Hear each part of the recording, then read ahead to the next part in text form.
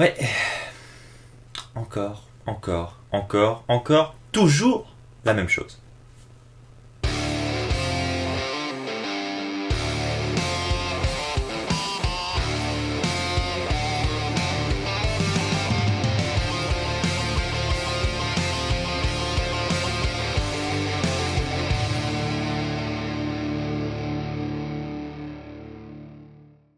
Bonjour à toutes et à tous, j'espère que vous allez tous très bien. On se retrouve pour la review du SmackDown de hier soir. Donc on va retracer tout le show ensemble comme chaque semaine.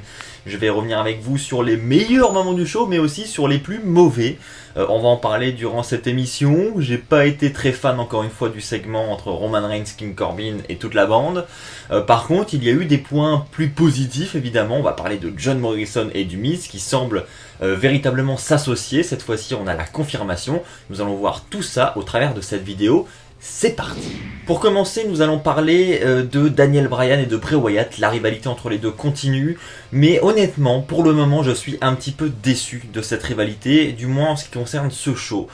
Je m'attendais à un peu plus d'action, je voudrais qu'il se passe des choses quand même, je ne sais pas quoi, honnêtement, j'ai pas d'idée comme ça en tête, mais que au moins les deux soient présents dans le ring, ou je sais pas, mais les segments comme ça à distance entre les deux, je trouve ça assez redondant, ça fait plusieurs fois qu'on en voit, et puis au final c'est toujours un peu la même chose, donc j'ai envie de voir quelque chose de nouveau.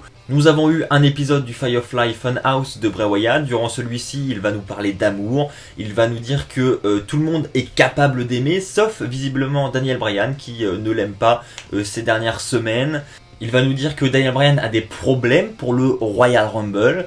Et puis ensuite, ça va se terminer là-dessus. On va retrouver un peu plus tard dans la soirée Daniel Bryan pour une interview. Une interview qui va être rapidement interrompue par le lapin de Bray Wyatt sur la télé d'à côté.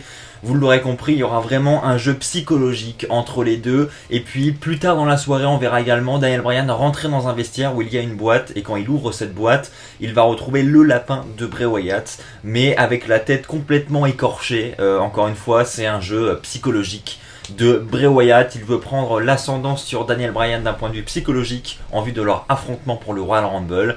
Donc au moins, bon, il se passe des choses, ça on peut pas le reprocher, mais j'aimerais bien avoir des confrontations entre les deux, J'aimerais bien avoir les deux au même endroit, au même moment, avant le Royal Rumble. Donc peut-être qu'il nous préserve ça pour la semaine prochaine ou les semaines qui arrivent. C'est probable. Maintenant, si je me trompe pas, il doit rester plus que 2 SmackDown avant le Royal Rumble. Donc ça va venir très très vite. Donc voilà, s'ils veulent mettre un peu d'action et un peu promouvoir la rivalité avant le match, il va falloir qu'ils commencent à y penser et qu'ils mettent ça en place très rapidement. Eh bien, on parlait d'amour à l'instant, c'est Bray Wyatt qui nous en parlait, maintenant on va vraiment parler d'amour. On a Otis et Mandy Rose, l'histoire continue et franchement c'est assez drôle, c'est assez intéressant à suivre toutes les semaines, franchement moi j'aime bien. En ce qui me concerne, c'est tellement improbable je trouve, je sais pas, c'est vraiment la storyline qu'on n'a pas vu arriver quoi, enfin personnellement je l'ai pas vu arriver du tout. Donc on a Mandy Rose qui veut s'excuser par rapport à ce qui s'est passé la semaine dernière vis-à-vis de Otis. Vous le savez, Dolph Ziggler a un petit peu gâché le cadeau de sa grand-mère. Le cadeau de sa grand-mère qui était un gâteau, il l'a piétiné, etc. Donc évidemment Otis était très très triste.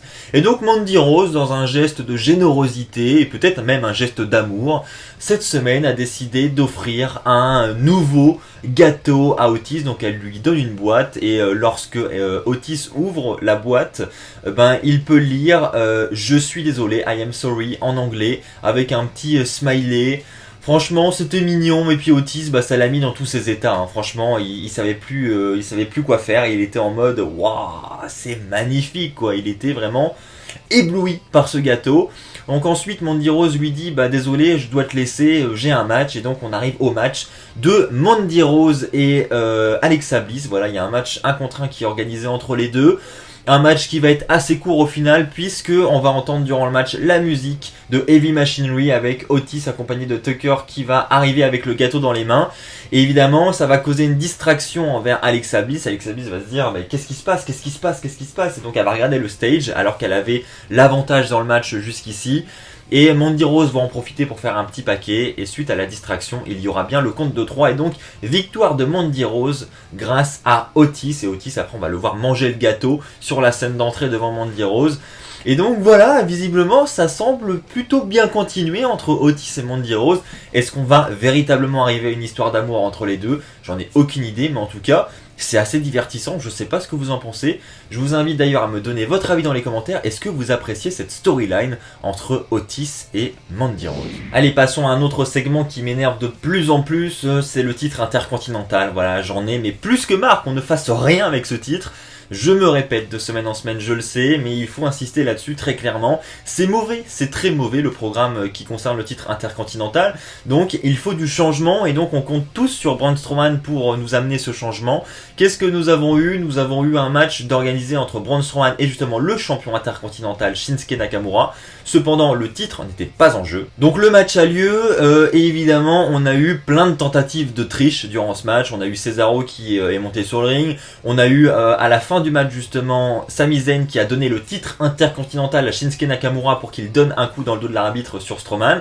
Mais Strowman réussira à esquiver le coup de ceinture et fera ensuite son Running Power Slam sur le ring pour le compte de 3. Et donc on a Braun Strowman qui a réussi à battre de façon clean le champion intercontinental. Donc très clairement Braun Strowman est notre prochain challenger au titre intercontinental. Le titre intercontinental va être défendu pour la première fois depuis 1, 2, 3 mois, je sais pas, j'ai pas le chiffre en tête. Je compte sur vous pour aller faire des recherches sur internet et pour me donner le chiffre dans les commentaires, mais à mon avis ça doit faire un bail que le titre n'a pas été défendu et c'est tout simplement honteux. Donc j'ai hâte de voir Braun Strowman mettre les mains sur ce titre intercontinental et je prie pour qu'il le fasse parce que si Nakamura conserve sa ceinture, encore une fois, on va continuer dans cette direction avec un titre qui n'est jamais défendu et j'ai absolument pas envie de voir ça. J'ai envie d'avoir un titre intercontinental du côté de SmackDown, déjà de le voir premièrement, et que en plus il y ait de l'action autour de ce titre du côté du show bleu, ce qui n'est pour le moment absolument pas le cas. Autre point très intéressant de ce show, ça va être Lacey Evans et Bayley qui vont avoir un segment ensemble. Donc on va avoir premièrement Lacey Evans qui va monter sur le ring pour son match du soir qui était annoncé depuis la semaine dernière. Elle devait affronter Sasha Banks et donc on va avoir la musique de Sasha Banks qui va commencer, puis Lacey Evans va voir que Sasha Banks n'arrive pas, donc elle va déjà surveiller ses arrières, elle va dire peut-être qu'elle va me surprendre par derrière, elle se méfie. Et au final non, Sasha Banks ne viendra réellement pas et Bayley va apparaître sur l'écran géant et va lui dire que Sasha Banks n'est pas là ce soir. Elle est tout simplement à Los Angeles en train d'enregistrer un nouveau titre de rap et elle n'a pas le temps pour être à SmackDown. Lacey Evans va prendre un micro et va dire tout simplement que ça l'étonne pas que Sasha Banks ne soit pas là. C'est justement la grosse différence entre Lacey Evans et Sasha Banks, c'est que en gros Lacey Evans ne refuse aucun défi, elle fonce quoi qu'il arrive. Ce qui n'est pas le cas de Sasha Banks qui est plus lâche, etc. Et donc ensuite Lacey Evans va s'énerver un peu contre Bayley et elle va la défier et va lui dire de venir dans le ring ici ce soir pour défendre sa ceinture. Bayley ne va pas venir, donc Lacey Evans va tout simplement aller la chercher en backstage et donc elle va se faire surprendre en backstage avec une attaque par derrière de Bayley. Bayley va prendre l'ascendant sur Lacey Evans, mais Lacey Evans après va se relever et va tout simplement botter le cul à Bayley en backstage. Et on aura donc Lacey Evans qui aura définitivement pris l'avantage sur Bayley. L'arbitre malheureusement viendra les séparer, il viendra retenir Lacey Evans, donc ça va se terminer là-dessus. Mais très clairement, Lacey Evans a l'avantage sur Bayley cette semaine. Et donc visiblement, l'annonce d'un match de championnat pour le Royal Rumble ne devrait plus tarder. C'est pas encore officiel, je viens d'aller voir sur internet actuellement sur le site officiel, ce n'est pas officiel, donc ça devrait être officialisé probablement dans la semaine ou alors durant le SmackDown de la semaine prochaine, mais en tout cas ça ne saurait tarder et c'est une très bonne chose. Bon, je sais, il n'y a pas de suspense pour le flop de la soirée, vous savez très bien ce que ça va être, mais jingle quand même, allez.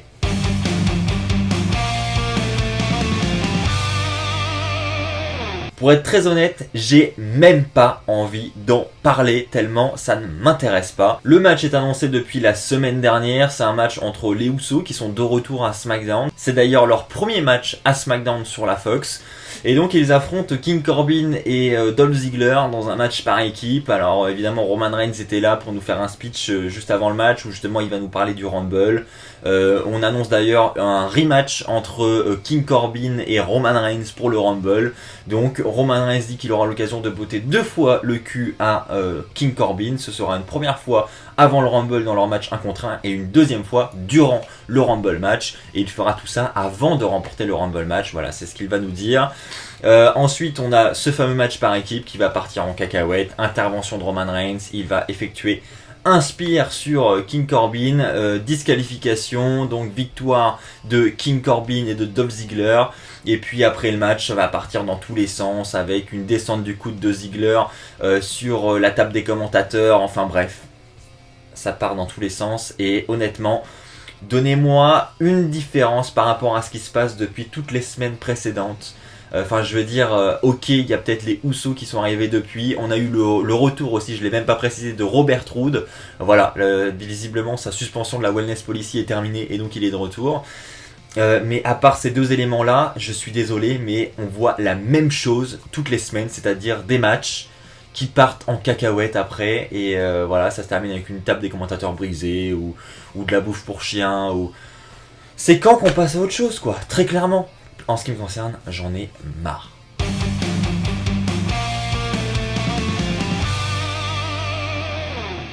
Et le top de la soirée, évidemment, ça va être The Miz et John Morrison. Donc The Miz arrive premièrement pour son Miz TV, donc il nous présente le Miz TV, etc. Donc il commence par s'excuser. Pour la semaine dernière, il dit que voilà, il s'en est pris à Kofi Kingston et clairement, il était dans un mauvais jour. Il dit que ça arrive à tout le monde. On n'est pas tous dans des bons jours. Parfois, voilà, on pète des câbles sans raison. On devient un petit peu bipolaire et voilà. Quand c'est un mauvais jour, c'est un mauvais jour. C'est ce que va nous dire The Miz. Il nous demande ensuite d'accueillir John Morrison. Donc John Morrison arrive.